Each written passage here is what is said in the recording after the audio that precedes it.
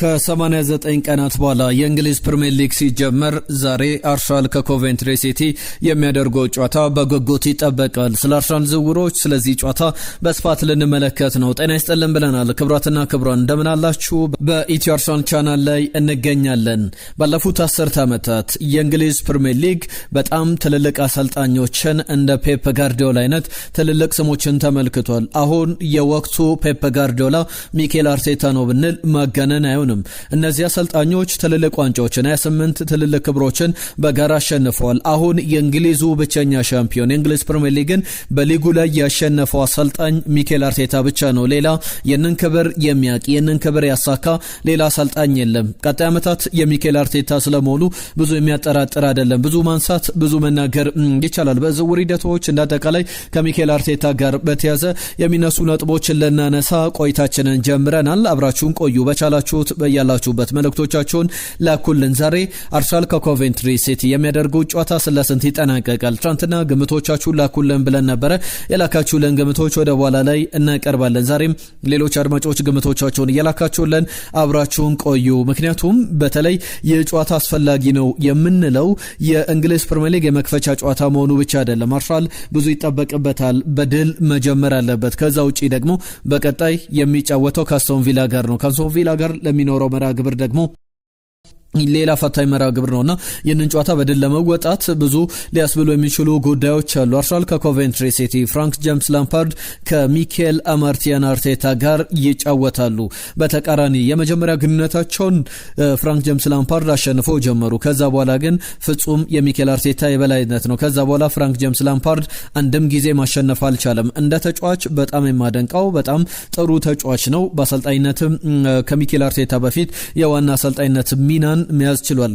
6 ዓመታት ከግማሽ በአርሰናል ቤት ቆይቷል። በፕሪሚየር ሊጉ ብዙ ዓመታትን የቆየው አሰልጣኝ ሚኬል አርቴታ ነው። በስኬት ወደ ዋንጫ በስኬት ወደ ትልልቅ ጉዞዎች አሁንም ቡድኑን ይዞ መግፋቱ መቀጠሉ የሚቀር አይመስልም። ኮቬንትሪ ሲቲ ከ5 ዓመታት በኋላ ነው ወደ ሊጉ የሚመለሰው። 2001 በጎርጎሮሳውያኑ ዓመት ከሊጉ ከወረደ በኋላ ዳግም የተመለሰው አሁን ነው። የዋን ሲቲ ክለብ ይሉታል። ዋን ሲቲ ክለብ ብለው ይጠሩታልና የአንድ ከተማ መገለጫ አይነት ክለብ ነው። በከተማ ተቀናቃይነት አርሰናል ቶትናም፣ አርሰናል ቼልሲ ያለበት፣ አርሰናል ከነ ዌስትሃም ጋር ከነ ክሪስታል ፓላስ ጋር መፎካከር ይኖርበታል። እነ ኪውፒአር ሬንጀርስን እነ ብሬንትፎርድን ስንጠቅስ በርካታ ክለቦች በለንደን ይገኛሉ። ኮቬንትሪ ሲቲ ግን በአንድ ከተማ ያለ የአንድ ከተማ ክለብ ሆኖ መገለጫው ነው። ባለፉት 16 ዓመታት ወደ ፕሪሚየር ሊጉ ይመለሳል ተብሎ ሲጠበቅ ነበረ። ከ5 ዓመታቱ የበለጠ የቀረበባቸውን ዓመታት ለመመልከት ያክል እስከ 4ኛው ዲቪዚዮን የወረደበትንም ጊዜ እናስታውሳለን። ለሁሉም ብዙ ሊነሳበት የሚችለው የአርሰናል የውድድር ዘመን ዛሬ ይጀምራል። ሊጉን የዲፌንዲንግ ቻምፒየን ተብሎ የሊጉ አሸናፊ ሆኖ የሊጉን ክብር ለማስጠበቅ የሚጫወት ቡድን ተብሎ ሊነሳ የሚችል ነውና የሚኬል አርቴታ ቡድን ብዙ ክፍተቶች ያሉባቸውን ቡድኖች ሊኖሩ ይችላሉ። ነገር ግን አርሰናል ጥንካሬን ጨምሮ ነው ብዙዎች አርሰናል ባለፈው ዓመት በነበረው ቡድን ቢቀጥል እንኳን በዚህኛው ዓመት ላይ መፎካከር የሚያንሰው የሚከብደው ቡድን አይደለም ብለው ያነሳሉ። ነገር ግን አሁንም በአርሰናል ቤት የተጨመሩ ተጫዋቾች አሉ። አሁን ከደቂቃዎች በፊት በሰማነው መረጃ በይፋ የኤዝሪ ኮንሳ ዝውውር ተጠናቋል። ዛሬ ምሽት በኤምሬትስ ስታዲየም ጨዋታው ከመጀመሩ በፊት ለደጋፊዎች ይተዋወቃል። ኤዝሪ ኮንሳ የ8 ዓመቱ እንግሊዛዊ ተጫዋች፣ የ8 ዓመቱ ብሩኖ ጉመሬዥ ብራዚላዊው አማካኝ ደግሞ ወደ አርሰናል ተዘዋውሯል። ክሪስቶስ ዞሊስ የበለጠ የማይጠበቅ አይነት የውድድር ዘመን ሊያሳልፍ ይችላል ብለው ይገምቱታል። ከወጣበት ገንዘብ አንጻር ብዙ ላይ ባልለት ይችላል። ነገር ግን በጣም ጥሩ ጅማሮ አድርጓል። የአሲስቶች ንጉስ እየሆነ ብዙ አሲስቶችን እያደረገ ግን ማስቆጠር እንደሚችል አሲስት ማድረግ እንደሚችል በቡድኑ ውስጥ ብዙ ጊዜ የማይፈጅበት ኢንተግሬት ለማድረግ የሚቸገር ተጫዋች አይደለም ተብሎ የሚነገርለት ተጫዋች ነው። ክሪስቶስ ዞሊስም ወደ አርሰናል መጥቷል። ፒየር ኤንካፔ ዝውውሩን በቋሚነት አጠናቋል። ኤላን ሜሊያ ግብ ጠባቂ ፈረንሳይ ግብ ጠባቂ 6 ዓመቱ ተጫዋች አርሰናል ዝውውሮች መካከል እነዚህ በጣም የሚጠቀሱ ናቸውና አርሰናል ዊን ናው ስትራቴጂ አሁን ማሸነፍ የሚል ስትራቴጂ ይዞ እንደቀጠለ ይገኛል። ፕሪሚየር ሊጉን ዳግም ማሸነፍ፣ ከዛ በተጨማሪም ቻምፒየንስ ሊጉ የዚህ ዓመት እቅድ ነው። የተለያዩ ገማቾች የተለያዩ ግምቶችንም ሲያወጡ ተመልክተናል። በፕሪሚየር ሊግ ላይ ዘ ቴሌግራፍ ለምሳሌ አርሰናልን የሚስተካከለው የለም። አርሰናል አንደኛ፣ ማንቸስተር ሲቲ ሁለተኛ፣ ማንቸስተር ዩናይትድ አራተኛ፣ ሊቨርፑል ሶስተኛ፣ ቼልሲ 11ኛ፣ ቶትናም ሆትስፐር 16ኛ ብሎ ገምቷል። ነገር ግን ወረቀት ላይ ነው። የውድድር ዓመቱን እያንዳንዱ ጨዋታ በጨዋታ ጌም ባይ ጌም ማኔጅ ማድረግ ያስፈልጋል። ባለፈው ዓመት አርሰናል ሲያደርገው እንደነበረው በዚህኛውም የውድድር ዘመን ላይ ተመሳሳይ ነገሮች ከሚኬል አርቴታ ቡድን እንጠብቃለን። ከዓለም ዋንጫ መጠናቀቅ 33 ቀናት በኋላ ከእንግሊዝ ፕሪሚየር ሊግ ከተጠናቀቀ 3 ወራት ወይም 89 ቀናት በኋላ የእንግሊዝ ፕሪሚየር ሊግ ዳግም ይጀምራል። በአዲሱ የውድድር ዘመን ደግሞ አዲስ ተሳታፊውን አዲስ አዳጊውን ኮቬንትሪ ሲቲ በመቅጠም የሚጀምረው አርሰናል የዝውውር እንቅስቃሴዎቹ ገና አልተጠናቀቁም። በዝውውር እንቅስቃሴዎች ላይ ብዙ የምንላቸው ነገሮች ይኖራሉ። የሚኬል አርቴታን የበላይነት አንድ አስተያየት ሲሰጥ ነበረ። ሚኬል አርቴታ በዋናነት ከቡድኑ ጋር በተያዘ ሃንትድ መደረግ እንፈልጋለን። ከዚህ በፊት ሃንት ስናደርግ ነበር፣ ሌሎቹን ስናድን ነበረ፣ ሌሎች ዋንጫ ያሸነፉ ቡድኖች ነበሩ። አሁን ግን አርሰናል ዋንጫውን በልቷል፣ ዋንጫውን በእጁ አስገብቷል። ስለዚህ ሌሎች ከአርሰናል ዋንጫውን ለመንጠቅ ቢመጡ እኛ የምንጠለው ነገር አይደለም፣ ዝግጁ ነን የሚል ሀሳቡን አንስቷል። በተለይ ደግሞ በተጫዋቾች በኩል መሰላቸት ይመጣል። በክብር ላይ ክብር ሲመጣ ብዙ ጊዜ ያን ያክል ፍላጎቶች ላይኖሩ ይችላሉ። ለሌላ ፍልሚያ፣ ለሌላ ተነሳሽነት የሚደረጉ ጉዞዎች ላይኖሩ ይችላሉ ሊባል ይችላል። በአርሰናል በኩል ግን ያንን ፍልሚያ፣ ያንን ተነሳሽነት፣ ያንን ጉዞ እንመለከታለን። ዳግም ያ ስጋት የሚገባው ጥያቄ ውስጥ የሚወድቅ ነገር አይደለም ብሎ ያነሳልና ባለፉት 10 ዓመታት በፕሪሚየር ሊግ ላይ ከብዙዎቹ ቡድኖች ጋር ሲፎካከር ባለፉት 6 ዓመት ከግማሽ ደግሞ ሚኬል አርቴታን ተመልክተናል። ባለፉት 6 ዓመት ከግማሽ ከፔፕ ጋርዲዮላ ጋር፣ ከኤርገን ክሎፕ ጋር፣ ከአርነ ስሎት ጋር ሲፎካከር የነበረው ከኤንዞ ማሬስካ ጋር የነበረው ሚኬል አርቴታ በዋነኝነት አሁን የሊጉ ራስ ሆኖ የሊጉ መሪ ሆኖ የሊጉ ከፍተኛ ተፎካካሪ ብቻ ሳይሆን ሌሎቹን አስከታይ አድርጎ የሚቀጥልበት ነው። ተከታይ ሳይሆን አስከታይ ሆኖ የተመለከትነው ሚኬል አርቴታ በዋነኝነት በያዝነው የውድድር ዘመን ዳግም ሻምፒዮን ለመሆን ጉዞውን ዛሬ ምሽት 4 ሰዓት ላይ በኤምሬትስ ስቴዲየም ያደርጋል። የፍራንክ ጄምስ ላምፓርድ ቡድን በተለይ በአሰልጣኙ በቼልሲው የቀድሞ ተጫዋች የቀድሞ ሌጀንድ አንድ ጥያቄ ቀርቦላቸዋል። ተጫዋቾቹ ያላቸውን ስጡ ብሎ። ምክንያቱም የመጀመሪያ ጨዋታ አይን መግለጫ ነው። ተሸንፎ መጀመር ወደ ኋላ የሚጎተት ነው። ስለዚህ ሌሎች ቡድኖች አሸንፈው የሚጀምሩ ከሆነ 3 ነጥብ ጥሎ መጀመር ለየትኛውም ቡድን አዋጭ አይደለምና የመጀመሪያው ጨዋታ ደግሞ በስነ ልቦና ደረጃ አመቱን ሌላ መልክ እንዲኖረው ሊያደርግ ይችላል። የመጀመሪያ ጨዋታ የመጀመሪያ ነው። ብዙ ልንልበት የምንችለው ጉዳይ ነው። ሚኬል አርቴታ ኤፍኤ ካፕን 2020 ላይ ሲያሸንፍ ወደ ከሄድ ኮችነት ወደ ማኔጀርነት አፕግሬድ አድርጓል። አሁን በሊጉ ላይ ያሉ አሰልጣኞች በእርግጥ ቻቪ አሎንሶ ገና ሲመጣ በማኔጀርነት ደረጃ ቡድኑን የተቀላቀለ አሰልጣኝ እንደሆነ ይታወቃል። ሌሎቹ አሰልጣኞች ግን አብዛኞቹ አሰልጣኞች 14 የሚደርሱት አሰልጣኞች ሄድ ኮች ዋና አሰልጣኝ ናቸው። ማኔጀርና ሄድ ኮች በጣም ፈጽሞ የተራራቀ የተለያየ ልዩነት አላቸው ነው።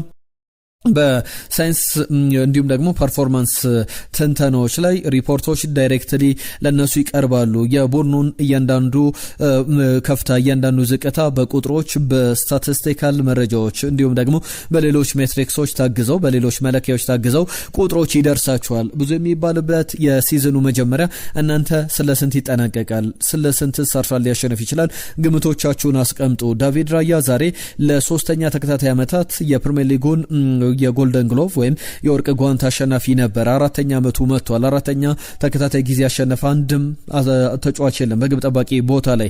ከዛ ውጪ ደግሞ 3 ጊዜ ያሸነፉ ተጫዋቾች አሉ። እነዚህም ተጫዋቾችን ስናነሳ ኤደርሰን በማንቸስተር ሲቲ፣ ዳቪድ ራያ በአርሰናል፣ ከዛ በተጨማሪም ፔፔ ሬና በሊቨርፑል በኩል ይህንን አሳክቷል። አሁን ተራው የዳቪድ ራያ ነው። 4ኛ ጊዜ የሚያሸንፍ ከሆነ ደግሞ ፒተር ቼክ እንዲሁም ደግሞ ጆዋርት 4 ጊዜ ማሸነፍ የቻሉ ተጫዋቾች ናቸው። ሚኬል አርቴታ ሌሎችንም የተጫዋቾችን ጉዳይ አንስቷል። ከነዚህ ጉዳዮች መካከል በዋነኝነት በተለይ ሉዊስ ስኬሊ ማርቲን ዙሜንዲን እየተመለከተ ነው። ሉዊስ ስኬሊ 100% 100% በክለቡ ይቆያል፣ ያን ያክል እርግጠኛ ነኝ ብለዋል። ከቀናት በፊት ኢያን ራይት እንዴት ነው አንድም የክለቡ ሰዎች ወጥተው ሉዊስ ስኬሊ አይለቅም ይቆያል የማይነካ ተጫዋች ነው ብለው ማረጋጋጫ የማይሰጡት ሲል ነበረ። አሁን ለዚህ ምላሽ የሰጣ ሴት ሰጥቷል። ሚኬል አርቴታ በክለቡ 100% ይቆያል፣ የሚሸጥ የሚነካ ተጫዋች አይደለም የሚል ሀሳቡን ሲሰጥ ነበረ። ከዛ በተጨማሪም የሌላኛው ምናነሳው ጉዳይ ከማርቲን ዙቢሜንዲ ጋር በተያያዘ ነው። አምና የአርሰናል ቁልፍ ተጫዋች ነበር። ያለሱ እዚህ ደረጃ ላይ እንደርሳለን ብለን አናስብም። የሚያጠራጥር ጉዳይ አይደለም። ማርቲን ዙቢሜንዲ በጣም አስፈላጊ ተጫዋች ነበረ።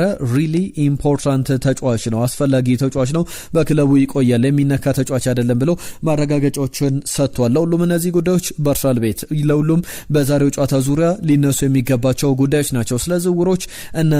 ከሚኬል አርቴታ ጋር በተያዘ ክቫራትስኬሊያን ሲፈልግ እንደነበረ ይታወቃል። ነገር ግን የቀጣዩ ዘመን ክቫራትስኬሊያ ተብሎ እየተነገረ ያለ ተጫዋች አለ። አንድሪያ ባርታሼቭ ይባላል። የጆርጂያዊ ተጫዋች እንዳገሩ ልጅ ክቪቻ ክቫራትስኬሊያ በጣም ስኬታማ ጊዜ ሊያሳልፍ ይችላል ተብሎ ይጠበቃል። በጆርጂያ ከ21 ዓመት በታች ብሔራዊ ቡድን ውስጥ ተመልክተናል።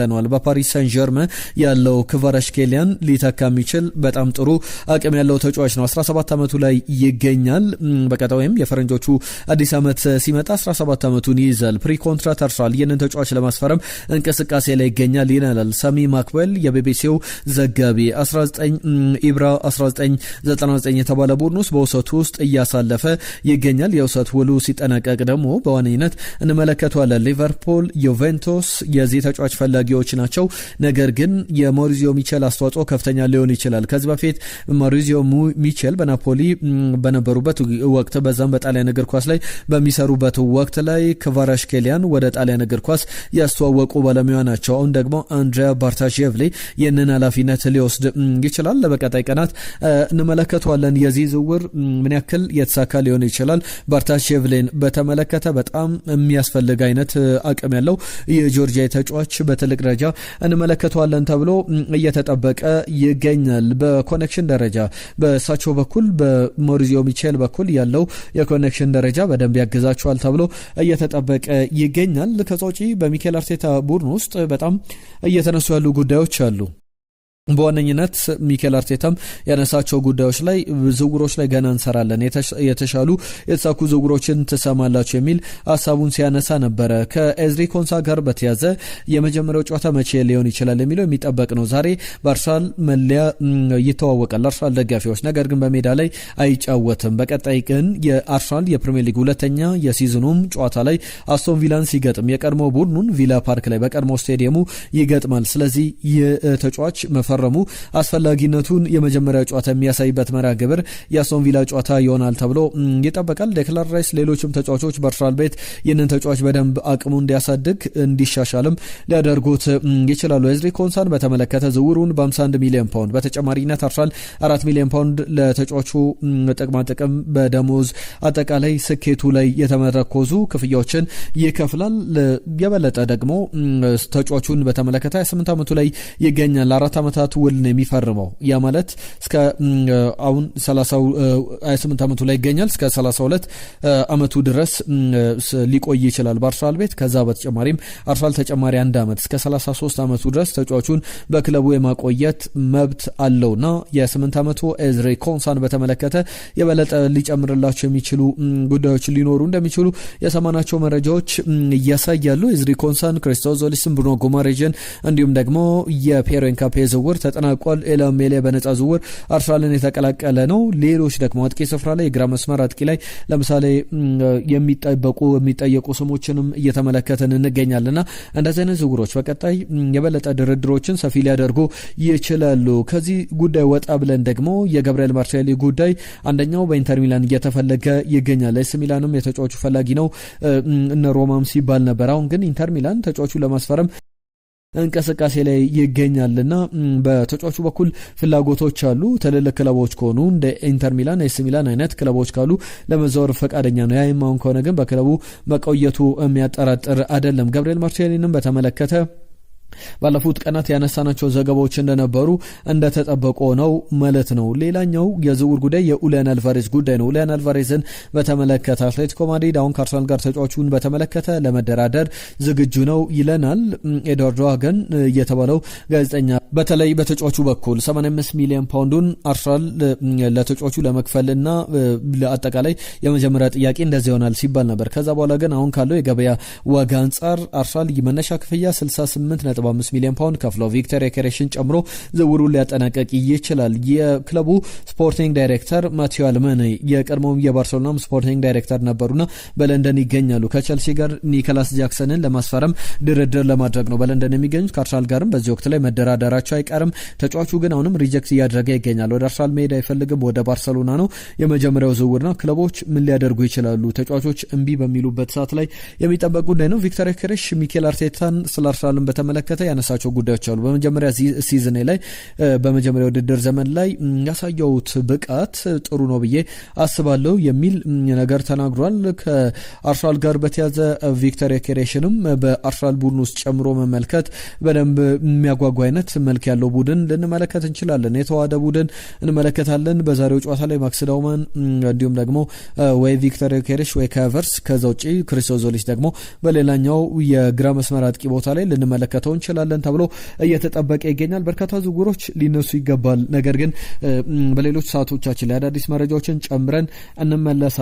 የእናንተን ሀሳቦች ግን በመሃል እናቀርባለን። የእናንተ መልእክቶች መጥተውልናል በስፋት በዋነኝነት በክለቦች እንቅስቃሴ ዙሪያ አሁንም እየሰማናቸው ያሉ ጉዳዮችን በተመለከተም የአርሰናልና የኮቬንትሪ ሲቲ ጨዋታን ግምቶቻችሁን አስቀምጡልን ብለን ትናንትና ጥያቄ አቅርበን ነበረ። በርካታ የመጡልን መልእክቶች አሉ።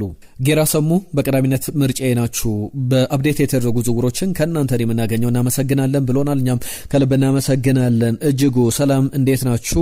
እኔ ጋ ብቻ ነው ወይ የማይደርሰው ወይስ ደግሞ ለሁሉም ነው ብሎናል።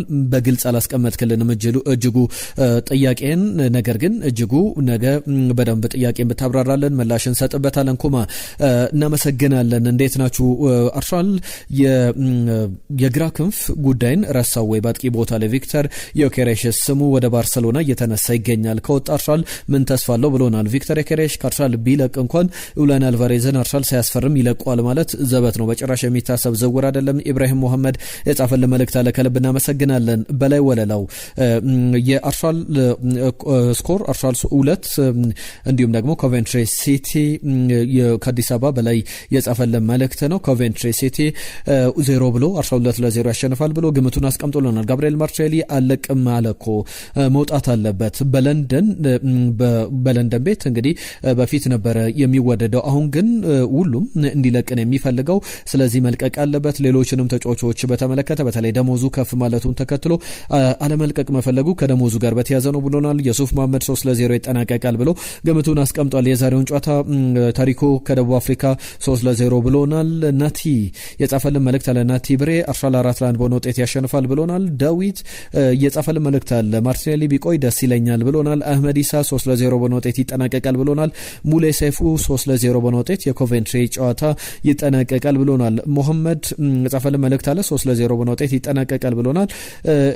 ኤቢአር የተባለ አድማጫችን አብዛኞቻችሁ 3-0 ብላችሁ ግምቶቻችሁን አስቀምጣችሁልናል። ሽመልስ ከኳታር ዶዋ የኤምሬት ስቴዲየም ልዩ ይሆናል፣ ድባቡ ልዩ ይሆናል ብዬ ጠብቃለሁ። ለአርሰናል በሜዳው የሚያደርገው የመክፈቻ ጨዋታ በጥሩ ሞራል ይጀምራል። 3-0 ጨዋታው ይጠናቀቃል ብሎናል። ተስፋዬ 2-0 ብሎናል። መለሰ እናመሰግናለን ስለ ጻፍክልን መልእክት። ዘራይ ክብሮም ከካልጋሪ ካናዳ የጻፈልን መልእክት አለ። 3-0 ብሎናል። የዘውትር አድማጫችን ነው፣ እናመሰግናለን። አየለም 3-0 ብለው ሀሳባቸውን ልከውልናል። አዲስ የጻፈልን መልእክት አለ። አዲስ ከበደ 4-0 በሆነ ውጤት አርሰናል ያሸንፋል ብሎናል። እንዳለ ደርቤ ማርቲኔሊ ቢቆይ አሪፍ ነው፣ ለመልሶ ማጥቃት ደግሞ በጣም የተሻለ ተጫዋች ነው ብሎናል። ምንተስኖት አድማሱ 3-0 በሆነ ውጤት ጨዋታው ይጠናቀቃል የሚል ግምቱን ልኮልናል። ዛሬም ግምቶቻችሁን ላኩልን። አብራችሁን ስለነበራችሁ መልእክቶቻችሁን ስለጻፋችሁልን ግን ከልብ እናመሰግናለን። በአዳዲስ ጉዳዮች ከጨዋታ በኋላ በፖስት ማች አዳዲስ ጉዳዮችን ይዘን እንመለሳለን። ጤና ይስጥልን ብለናል። ሰበር መረጃዎች፣ የዝውውር ጉዳዮች ሲኖሩ ደግሞ በሌላ ሴግመንት አዳዲስ ጉዳዮችን ይዘን እንመለሳለን። ጤና ይስጥልን ክቡራትና ክቡራን፣ መልካም ጊዜ ሆነላችሁ።